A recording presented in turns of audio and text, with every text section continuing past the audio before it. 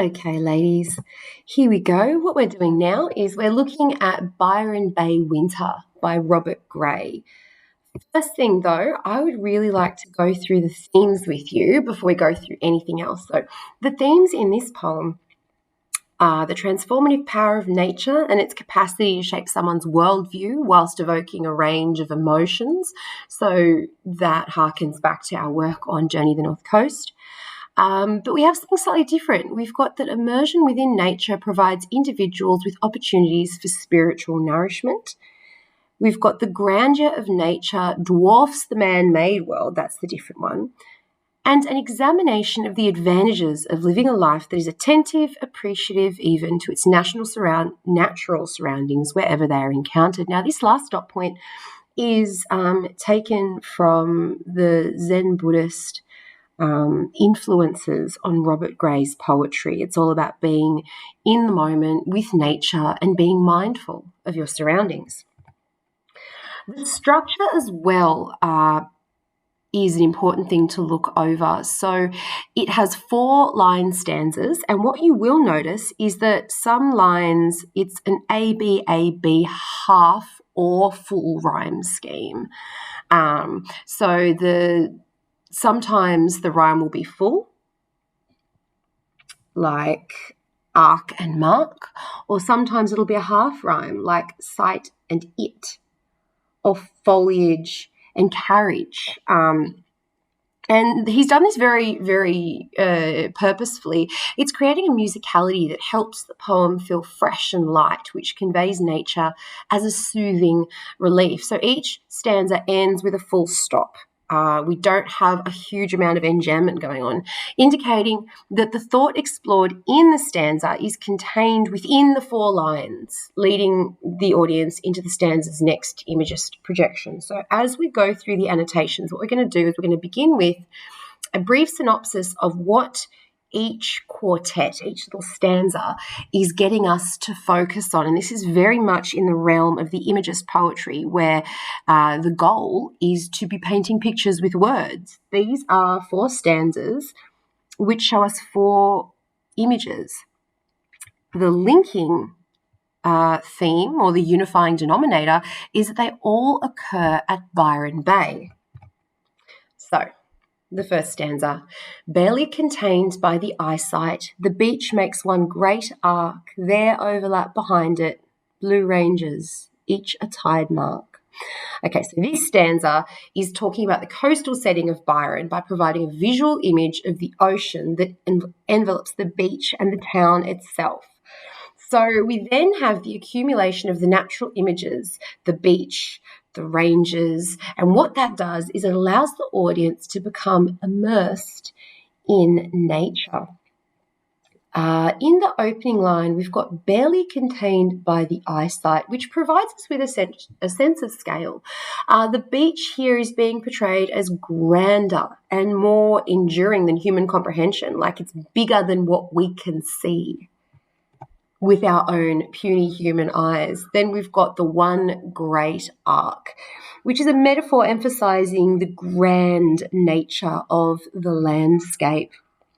We also have the visual imagery down there conveying the rich vibrancy of the scene. It's blue ranges, each a tide mark. So the waters closest to the shore here serves as a symbolic reminder of how close humanity is to nature, perhaps even without realizing it. Second stanza, behind me, swamp oak's foliage streams hatching by Cézanne. Out on the heath, a guard's carriage follows the vats of a train. So this one examines the greater surrounds of the swamp oaks, the streams, and there is a railway on the heath that overlooks the town there. All right, now stanzas 2, 3, and 4 begin with a prepositional phrase. We have 2 prepositional phrases in this stanza. We've got beside me and out on the heath, which establishes a preposition is something that establishes a position. In, on, behind, under, that kind of thing. So these prepositional phrases establish a closeness with nature and a distance from the man-made world. Again, we are being positioned by Gray to experience this lush natural landscape along with him, or the voice.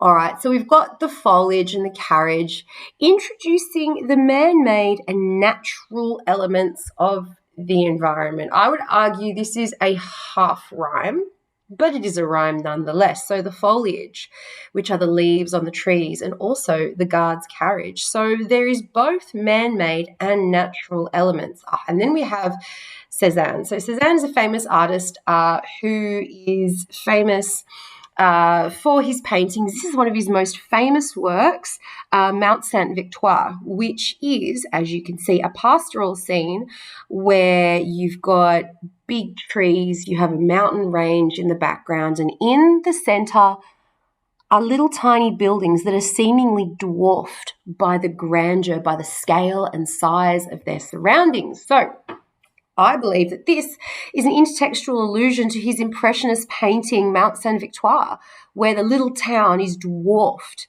by the majestic landscape, and it conveys nature's, oh dear, I did a typo, nature's supremacy and majesty and humanity's comparative insignificance. So nature is big and beautiful and grand, and it is bigger and beautiful and more grand than anything within human comprehension.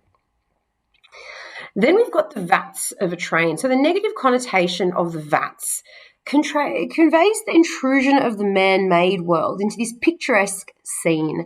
So a vat is kind of like, if you've seen at McDonald's, how when they get the frozen chips, they put them in a basket and they dip them into something called an oil vat. That thing of oil that sizzles them up, that's a vat. So again, we have the negative connotation there that shows the intrusion of the man-made world into this picturesque scene. But we get to leave it and go to stanza 3. Beyond, cloudy afternoon swells, the colour of a claret stain, the sunlit town strewn like petals, its lighthouse a tiny pawn. Okay, so the third stanza examines the swells of the coast and romanticizes the union of air and water, as well as its effect on the small town below. So again, we begin with our preposition, and we have swells and petals. So the partial rhyme uses assonance to create a positive atmosphere and reaction in the audience. So this gives the audience a sense of beauty and calm as he positions us to view this scene. Now, claret is a deep purplish red wine. It is often one of the more expensive types of wine. So the metaphor there evokes a sense of majesty. The sky is a deep and beautiful colour of a very expensive wine. So we have the motif of light. We cannot go into a Robert Gray poem without finding the motif of light somewhere. So here's where it begins. It represents the higher spiritual knowledge. So think about this scene. There's clouds overhead. It's a cloudy afternoon, but the sunlit town is strewn like petals. So it's like there's rays of light coming down from the clouds, almost heavenly, focusing on this town. And then the simile, the town is strewn like petals. Again, it sustains the positive tone, which helps romanticize the image that he is conveying, the town, because as in Journey the North Coast, the man-made is being compared to nature. It is therefore beautiful. It's not vats like the train. It's the town strewn like petals. Okay, and the lighthouse a tiny pawn. Okay, so I don't know if any of you have played chess before, but in chess, the pawn is the least powerful figurine. It can be moved around at the behest of anybody. So that metaphor diminishes the significance of the man-made world when compared to the transformative power of nature. Also, the pawn is dependent upon nature, as without the ocean, without a coast, there'd kind of be no need for the lighthouse. So again, the pawn representing, human endeavour and humanity, in this instance is serving, in the chess analogy, the king or queen, which is nature, which I think is a really beautiful image. I think this is my favourite stanza. I turn when far off, the sun brings, because its perfect warmth, the feeling that I wear great wings while stepping along the earth.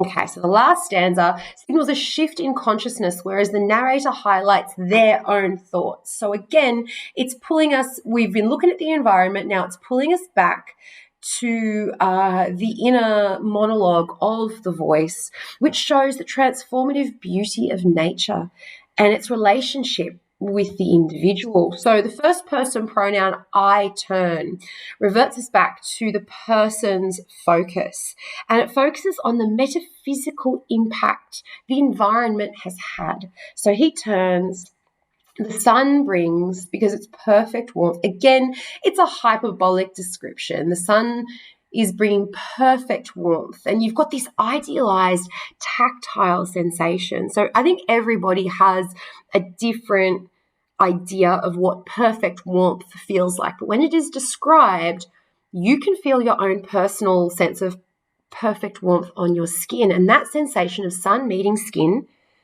evoked by this sentence, represents nature meeting the individual, which heightens the importance of this moment.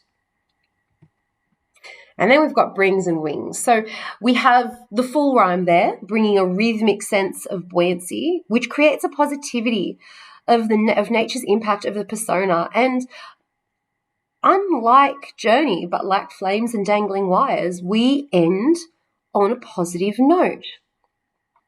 We have the alliteration, I wear great wings while, and the wings are an angelic symbolism. So the sunlight is likened to having these spiritual powers. So when the perfect warmth meets the skin, it's transcendent. It is like this person is having a religious experience. The sun has spiritual powers that transforms them into an angelic being, which reiterates the transformative power of nature.